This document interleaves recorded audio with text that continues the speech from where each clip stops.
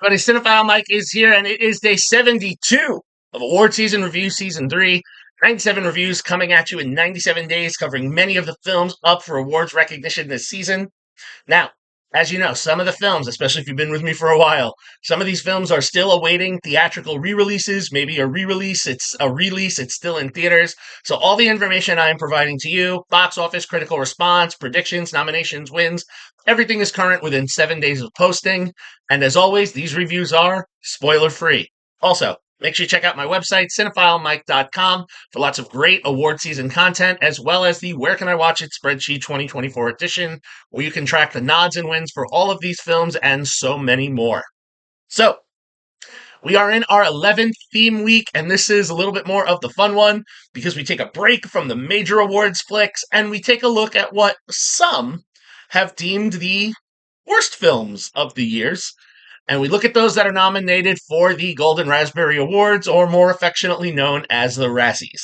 So all the films in this theme week have been nominated for at least one or more Razzie, and possibly somewhere else. So, we're continuing with comic book Razzie flicks today. Yesterday we looked at Joker 2, and today we're looking at one of the second most nominated films at the Razzies, the film that has had people talking since it was released just under a year ago, Sony Pictures' Madame Web. Written by the team of Matt Sazama, Burke Sharpless, Claire Parker, and the film's director S.J. Clarkson, based on a story by Karem Sanga, screenwriter Sazama and Sharpless, film released on Valentine's Day of 2024, probably hoping to cash in on Dakota Johnson's box office draw success that she'd had with the second and third films in the 50 Shades franchise. Now, the film barely broke even of its reported $8,200 million budget, making only $43,817,106 at the domestic box office and an additional $56,681,658 internationally, for a total of $100,498,764. Now, critically, of all the Sony Spider-Verse pictures, this one is actually the lowest critically, not the least successful, we'll get that one tomorrow, but the lowest critically, with a staggering 11% coming from 266 reviews, and a higher but still rotten popcorn meter of 55%, made up of over 1,000 audience reviews. Now, award season wise, Madame Web, like I said, is one of the second most nominated films at the Razzies. There are 6 nominations: Worst Picture, Worst Director for Clarkson, Worst Screenplay for the aforementioned team, and 3 Worst Acting Awards: Actress for Dakota Johnson, Supporting Actress for Emma Roberts, and Supporting Actor for Tahar Rahim. Other than that, the only other nods the film received were from the Hawaii Film Critics Society, where the film was nominated for conflicting awards. It was nominated for Best Comic Book Film of the Year and Worst Film of the Year. So there's that. So let's get tangled in the web, shall we, and see what a web we weave. I couldn't help myself. In 1973, we are in the Amazon, and we meet Ezekiel Sims, played by Tahar Rahim. He is a hired security man for pregnant Dr. Constance Webb, played by Carrie Bichet, and she is researching a specific breed of spiders that she can believe can heal the child that's growing inside of her that is ill. Sims, also looking for this spider, kills Constance and runs off with the spider, as it is said to grant powers. Constance dies, but not before an indigenous tribe has one of their spiders fight her in an attempt to save her. Does not work, but they are able to deliver the child. Jump to 2003, said child is now Cassandra Webb, played by Dakota Johnson, a medic with a penchant for somewhat reckless driving and an obsessive love that CPR can solve anything. Who primarily works alongside her best bud, Ben Parker, played by Adam Scott. Yes, that Ben Parker. Uncle Ben. Spider-Man lore.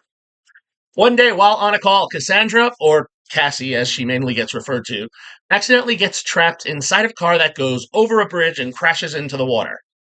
Now, she is heroically saved by Ben, and afterwards, Cassie notices that she's having visions that she first starts writing off as deja vu, but as they continue and, certain things happen, she learns that it's not so much deja vu, but that she actually has precognition.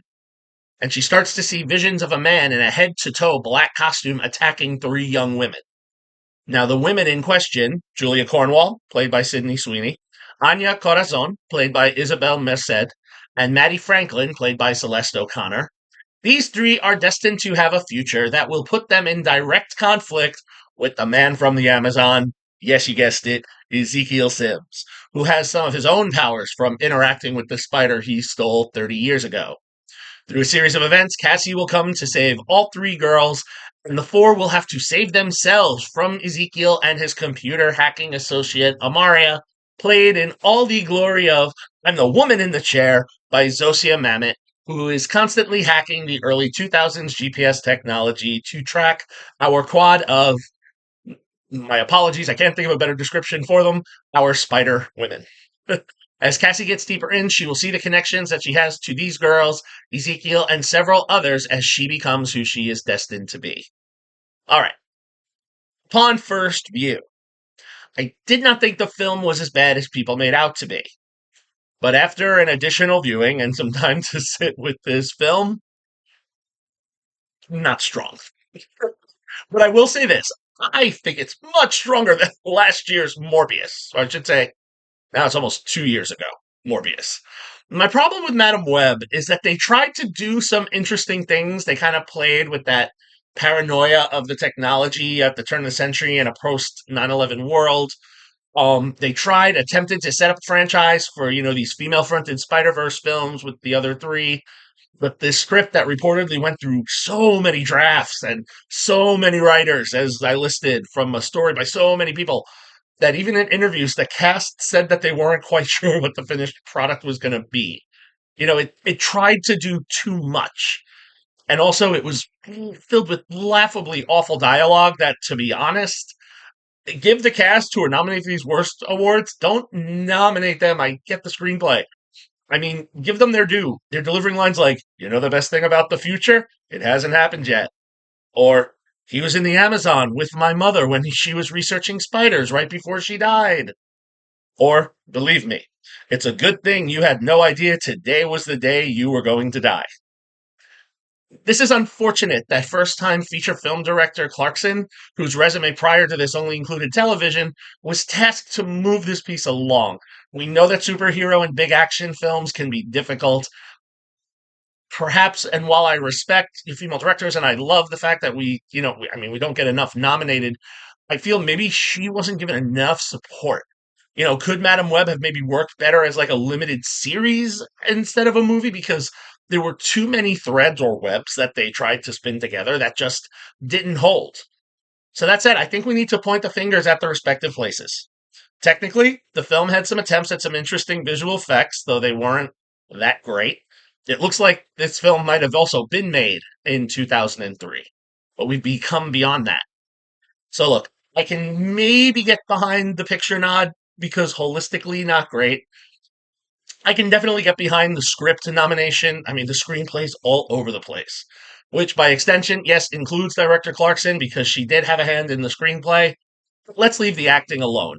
When you're working with a weaker script, the actors do what they can do.